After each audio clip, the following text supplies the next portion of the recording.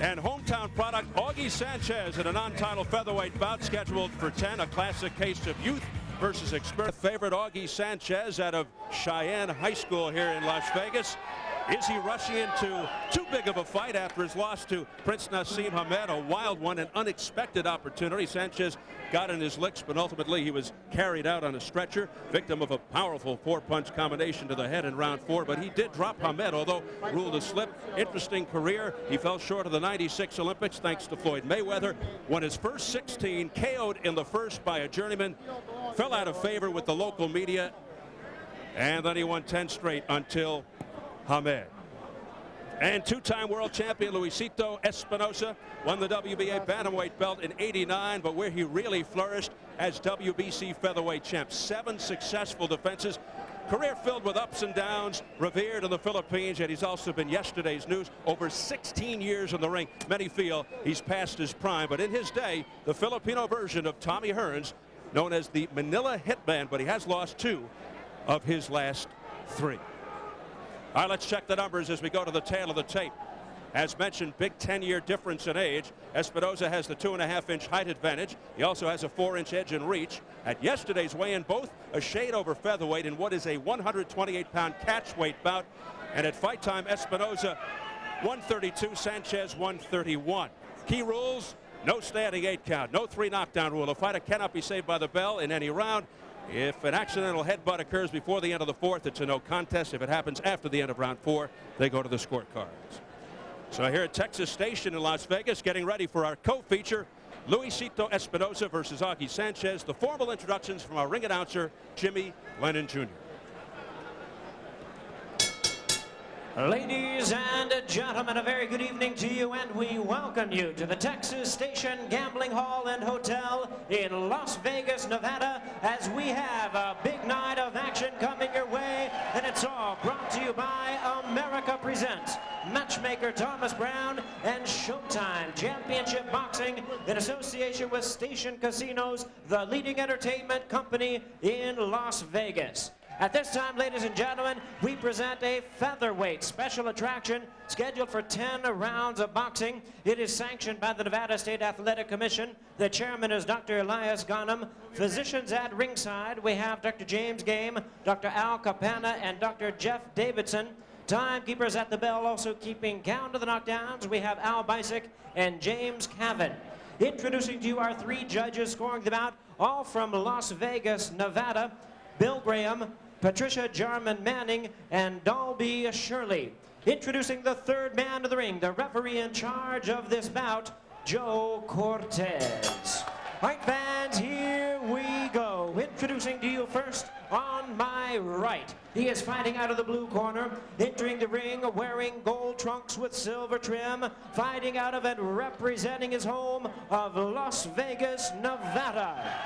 He weighed in at 127 pounds with a record of 26 wins, 2 losses, with 23 big wins coming by way of knockout. Ladies and gentlemen, here is the IBF number 9 ranked featherweight contender in the world, introducing Augie Kid Vegas Sanchez.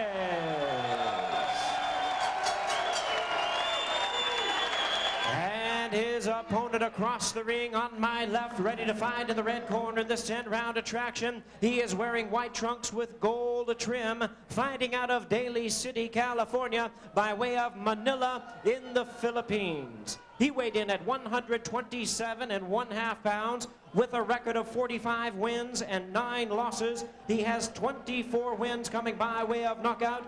Ladies and gentlemen, here is the former WBA Bantamweight World Champion, the former WBC Featherweight World Champion, and currently ranked the number 3 contender, introducing Luisito Espinosa. Once again, a referee in charge, Joe Cortez, now to give instructions, 10 rounds of boxing schedule. Simple, baby. All right, gentlemen, we went over the rules of the dressing room. I expect a good, clean fight. Obey my commands at all time. I want good sportsmanlike conduct, understand? I want you to keep those punches up. I don't want anything below, right below here. It's still good. Everything is a little high right here, Louis. All right, give me a clean fight. Remember, guys, I'm fair, but I'm firm. Right on. Touch him up. Much riding on these performances tonight in terms of title contention. Bobby, your keys. Well, for Espinosa, the first thing he has to do is use good lateral movement. Sanchez is flat-footed. Also, keep a fast pace. Sanchez never been past 7. And lastly, use his range, good overhand right. It's a key. For Sanchez, he has to come forward. He's very flat-footed. He can't win this fight going backwards. Also, control that pace so he's comfortable. Those late rounds could be important. And land his power shots. He has good power in both hands. Hopefully wear Espinosa down en route to a victory. Sanchez, not known as a fast starter, takes a while to warm up. Although he averages just over 3 rounds, an aggressive pressure type guy with a lot of heart. Espinosa at his best, very aggressive, busy, always coming forward. In the ring is mentioned over 16 years. He told us 2 more years, and that's going to do it. So my question, Bobby, as we open up here, is Espinosa too experienced for Sanchez or too old? Well, you know, Steve, especially if this fight gets late, rounds 8, 9, 10, 11. Well, no 11 in this fight, but he's been 10, he's been 11, he's been 12. Those late round experienced fighters, if the fight gets late, it'll be a huge factor. Sanchez has good punching power and explosive left hook. That's his knockout punch, his primary weapon. However, the right was very effective against Prince Nassim Hamed.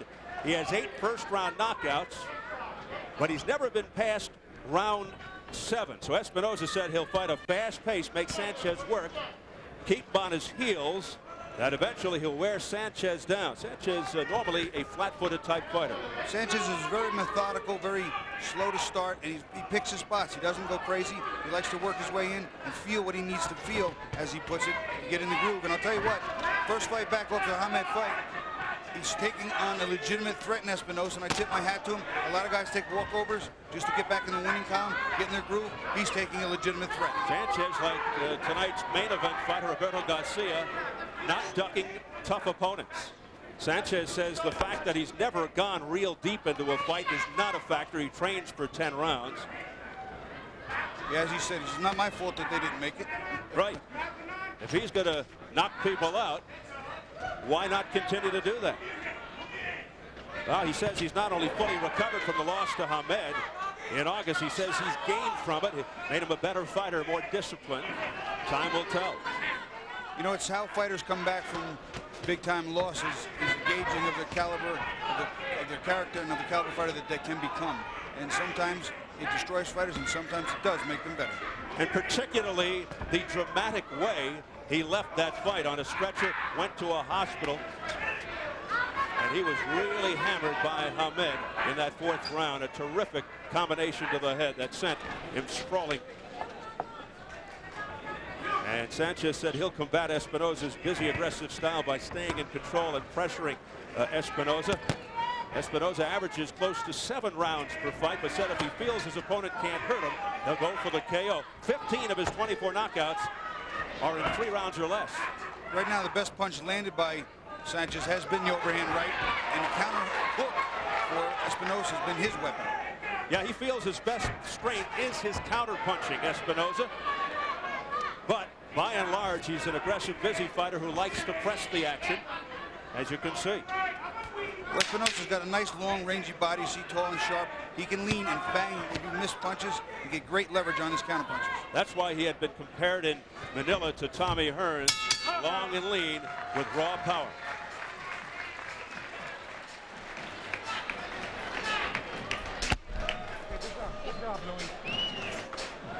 Keep giving them the different angles, okay? All right, don't back straight up on him. He's not in that jab. He can't do nothing. He's just following you, okay? Keep giving him the lateral movement, okay? No. Watch that. No, yeah. Hold on. Let me get him back. Relax. So, yeah, let me get that. Give him some water, okay? Miguel, tiene la granja. Nice and relaxed. Augie, the jab is working. You got to throw it a little more, okay? He's not hitting you with nothing now. The hands are right there where they want to be. Just keep them right up on top of yourself. He's looking for the big shot now. That was the best he's got, round number 1. This will be the second best he's got, round number 2. You understand what I'm saying to you? Hey, you understand? Augie, you understand? Yeah, there's the ice. The ice. You can hear the words of trainer Pat Barry in the corner of Augie Sanchez. He wants to see Augie busier here in the 2nd round. Didn't throw enough punches, and feeling that he had taken the hardest punch that he could from Espinosa, so he shouldn't have anything to fear. Well, he took a nice left hook. I don't know that it was Espinosa's best shot, and he has to be busy. There's no way he can win this fight. If he's going to stay on the outside like that and not press him, he needs to close the gap, get inside. He needs to be effective and land, especially a guy that's 10 years older than him. Let's see what he has left in his gas tank. Barry, who is Augie Sanchez's father-in-law, took over from Augie's father, Juan, who unfortunately passed away a little over a year ago. Pat Barry, also a juvenile detective here in Las Vegas. See, from the range they're at now, this is where Sanchez can't really stay and be effective. He's not going to reach very effectively with power shots. He's going to have to leap in. He needs to shut that down and get inside. Whether he slips it or blocks it, he has to move in. Sanchez with the gold glitter, Espinosa in the silver. While Sanchez's big weapon has been the left hook, the right hand did have major impact with Hamed, even though he lost. He dropped Hamed with a double straight right in the second, but that was ruled a slip. It looked clean from here, but he later rocked Hamed with a big left hook, his signature punch. Right now, his left hook hasn't been a factor at all. The best punches he has landed was the right hand, but he's not throwing enough. If you only throw 5 punches, you land all 5, it's 5. If you throw 30 and land half, you still got triple what you landed with the 5. And that's precisely what Pat Barry wanted out of him. There was a double triple left hook that missed by Augie Sanchez.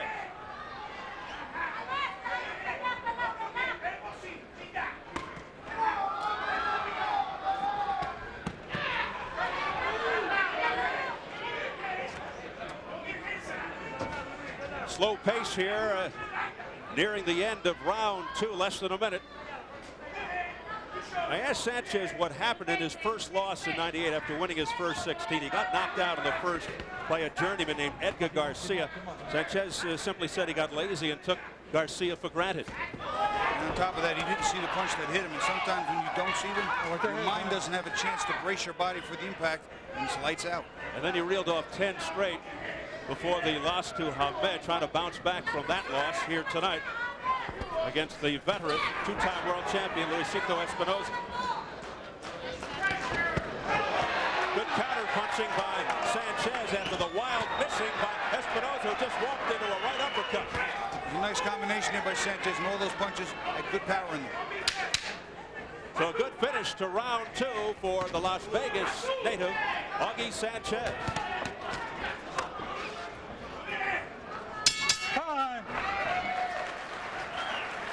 Well, it's a family affair here in Las Vegas.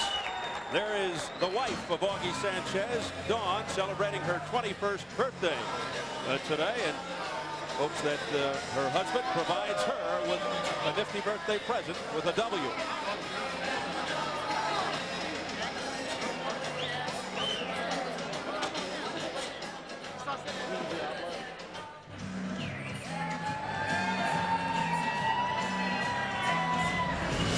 Talked about the good power that Sanchez does have.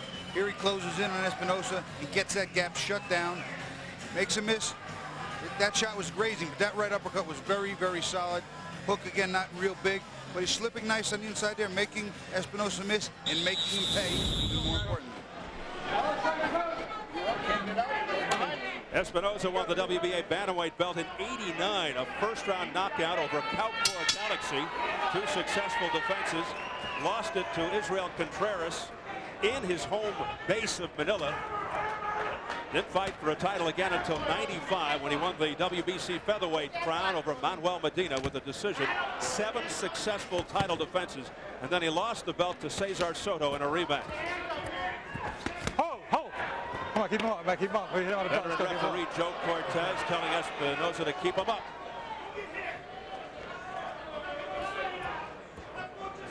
Espinosa's been down 7 times in his career, 54 professional fights, 45-9, 24 knockouts. But as mentioned, he's lost 2 of his last 3 fights to Cesar Soto and Gute Espadas.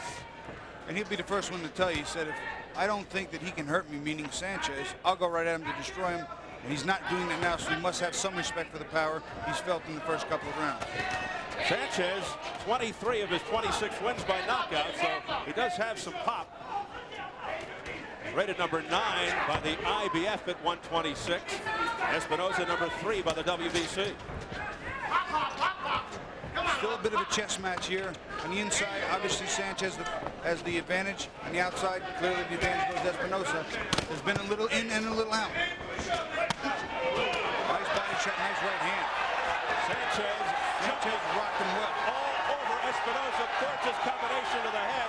Espinosa says, all right, bring it on, Augie. And there's a right hand to the head and a couple of lefts. Beautiful hooks by Sanchez to Espinosa's head. He hurt Espinosa. I saw his left leg actually quiver. He almost dropped him with that right hand. Sanchez dominating here in round 3. And you can hear the crowd chanting in unison for their hometown favorite, Augie. Sanchez does have potent punching power. Oh, down goes Espinosa. Down for the 8th time in his illustrious career. 7, 8. Punch before the one that dropped him was the one that hurt him, and the other one was just sort of a coup de grace, finish him off a little bit. Just for good measure. Down at 2:05 of round 3. Now looking to survive the final 32 seconds is Espinosa. Sanchez trying to finish it here. Sanchez is taking his time too. He's not rushing, using very measured punches, not wasting much at all. Sanchez bouncing back from that loss to Prince Nassim Hamed, where he actually put forth a pretty solid showing despite the loss, and looking very sharp here. There's a beautiful straight right to the head. It hasn't been the left hook, it's been the right hand. There it is again. Tremendous round for Sanchez.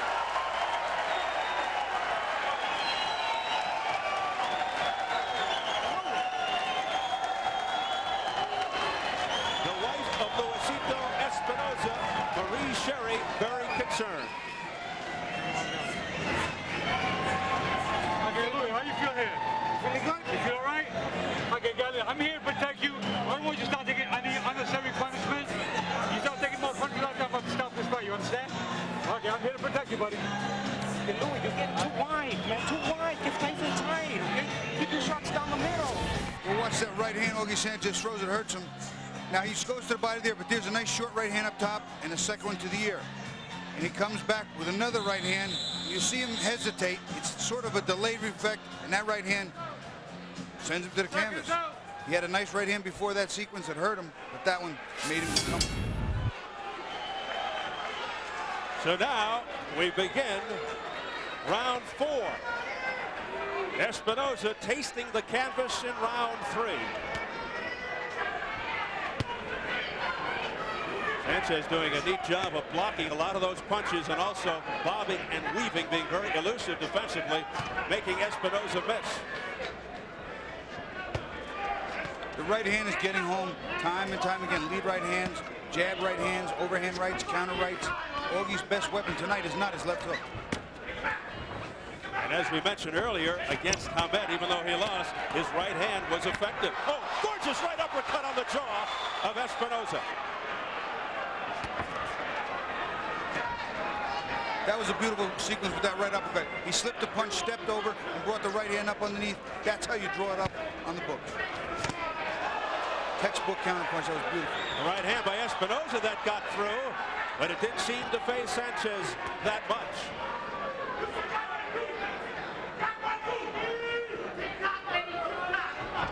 Espinosa needs to step more with that jab and get Augie off balance. If he lets him sit on his, just sit there flat-footed like that, he's gonna have problems. The quickness of Sanchez defensively has not allowed Espinosa to land too many clean punches. And now Augie Sanchez digging to the ribs. Oh, beautiful combination to the head. Espinosa's in trouble. He's all over Espinosa. Espinosa tasting a lot of leather here, and I think he wants to quit. It's all over. Sanchez wins.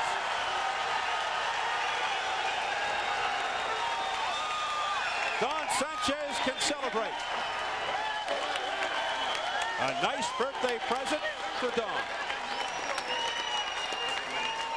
Gift wrap from her husband Augie, and let's just hope that Espinosa is all right. He's on the stool right now. He's a rugged old warrior when he loses for the 10th time. Those ring years and wars will add up quickly. Trust me, I know. The skills diminish. the reflexes, the timing. They're the first to go. And in light of Sanchez's last fight, what has to be considered an upset to some people, although he was favored 8-5, some people felt that he may have been taking on too much of a risk here in the very, very polished and experienced Espinosa. But despite the big age difference, it was youth over experience. Sanchez, 10 years younger than the two-time world champ, able to prevail, gets a nice kiss from the birthday girl, Dawn, his wife, turned 21. There's Pat Barry, Miguel Diaz, one of the top cutmen and trainers in the business. And now the other side, Marie Sherry, with the look of concern on her face, the wife of Luisito Espinosa. You can tell that she's sort of ring-tested tough, too, because she's used to this. She's been with him a long time, seen him through some of these wars and losses. Now you're going to watch here. Espinosa comes in, a few sequences. There's a jab that goes this way, and what happens is Sanchez takes his head, slips it, and fires the uppercut underneath as we clear this, and it's textbook. It's just perfect. There's one uppercut that comes, and it's the second uppercut that really, not this one, but watch this one. Slip, bang. That is how you draw it up. That is how you draw it up. Make a guy miss and make him pay. Now watch the stoppage. The right hands were just getting home. I don't think Luisito Espinosa ever really picked that left hand up to block. He just sits there, then he bends over with his left hand. Look at it down. It's at his waist. And every right hand is hitting him. And Augie just here turning southpaw a little bit, right hooking him, and every right hand just landed no matter where he threw it from. Espinosa just cowering away, and eventually the fight had to be stopped. There was the reaction when it happened by the wife of Augie Sanchez, 21-year-old Dawn Sanchez, as she celebrates the victory. So Sanchez fighting here in his own backyard of Las Vegas with the victory. Let's get it up to Jimmy Lennon Jr. Ladies and gentlemen, we have the time of 1 minute 36 seconds in round number 4. Our referee in charge, Joe Cortez, stops the contest. The winner by way of technical knockout, Augie Kid Vegas Sanchez.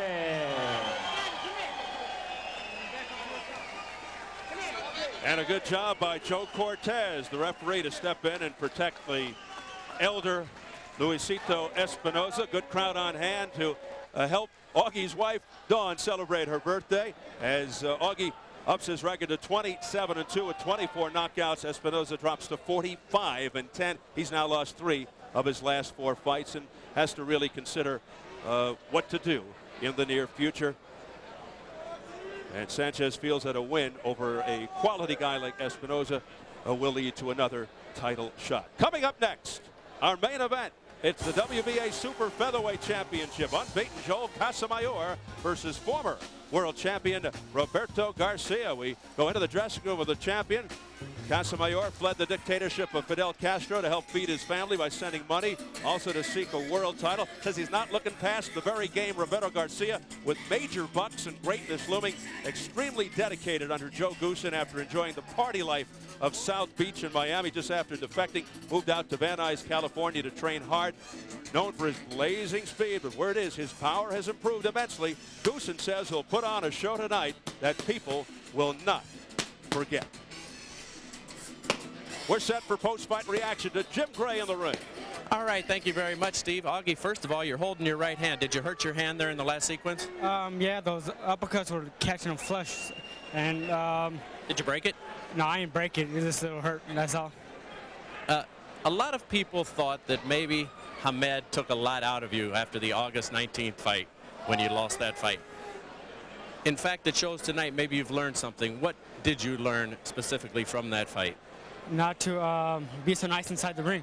not to be nice to my opponents, and to go do what I got to do. And after the fight, then we shake hands. Let's take a look at a couple of those uppercuts here in the final round. If our monitor comes back on, there we go. And tell us about it. Well, I knew he was falling in every time, and I knew I was going to catch him with those. We've been working on those in the gym and just staying focused. And here we go now as we jump to the end of the fight. I thought, as Steve Albert said, it was a great fight for the referee, Joe Cortez, to step in one time, this time early before he got hurt. Yeah, he was hurt pretty bad, and it was a good call on George Cortez's part. I think maybe even the first round was enough for him. But I'm glad that he's okay, and I'm going to move on from here. What would you like to do next now? What's your path from here? Well, I mean, everyone is telling me I'll coming back fighting with such a quality fighter after the Hamed fight. And in order to be the best, you got to fight the best, and that's what I'm out there to do. I want to climb that ladder and get back up to the top. Finally, let me ask you, Augie, how much of a change has it been to go to your father-in-law, Pat, from your father, who unfortunately passed away? Has that been a difficult transition the past year? Well, yeah. I mean, but I know right now. I know he's looking down on me, and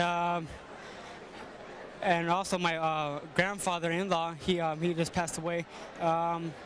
This actually, I didn't tell my in-laws that this was dedicated to him, but this fight was dedicated for my grandfather-in-law. All right.